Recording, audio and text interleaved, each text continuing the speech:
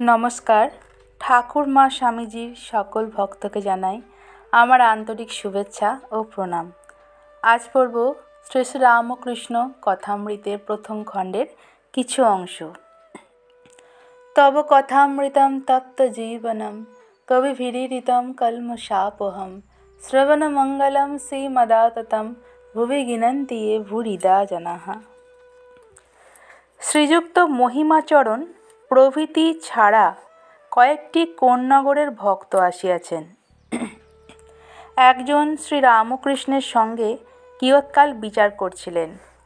কোন্নগরের ভক্তটি বলছে, মহাশয়, শুনলাম যে আপনার ভাব হয়, সমাধি হয়। কেন হয়, কীরূপে হয়, আমাদের বুঝিয়ে দিন। শ্রীরামকৃষ্ণ বলছেন, শ্রীমতীর মহাভাব হতো।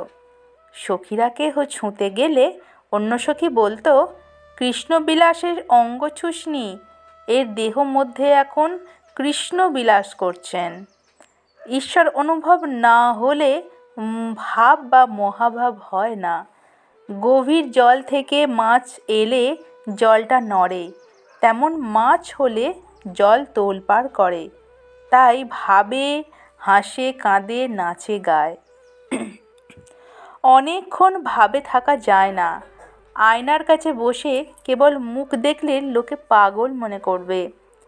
কোন্নগরের ভক্ত বলছেন, শুনেছি মহাশয় ঈশ্বর দর্শন করে থাকেন, তাহলে আমাদের দেখিয়ে দিন। ঠাকুর বলছেন, সবই ঈশ্বরাধীন। মানুষে কি করবে? তার নাম করতে করতে কখনো ধারা পড়ে, কখনো পড়ে না। তার ধ্যান করতে এক এক দিন বেশ উদ্দীপনা হয়, আবার এক এক দিন কিছুই হলো না। কর্ম চাই, তবে দর্শন হয়। একদিন ভাবে হালদার পুকুর দেখলুম। দেখি একজন ছোট লোক পানা ঠেলে জল নিচ্ছে, আর হাতে তুলে এক একবার দেখছে, যেন দেখালে পানা না ঠেললে জল দেখা যায় না।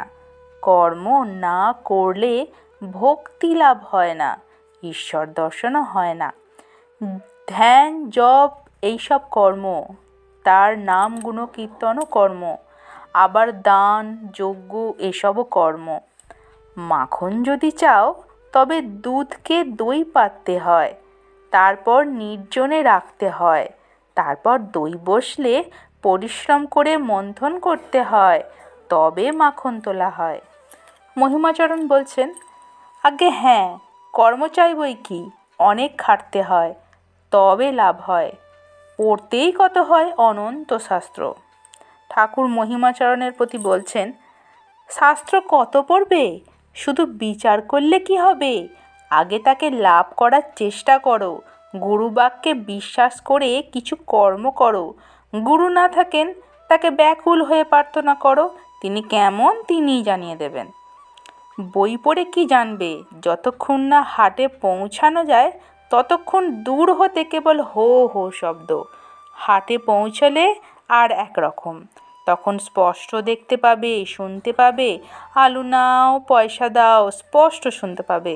সমুদ্র দূর হতে হো হো শব্দ করছে, কাছে গেলে কত জাহাজ যাচ্ছে, পাখি উঠছে, ঢেউ হচ্ছে দেখতে পাবে।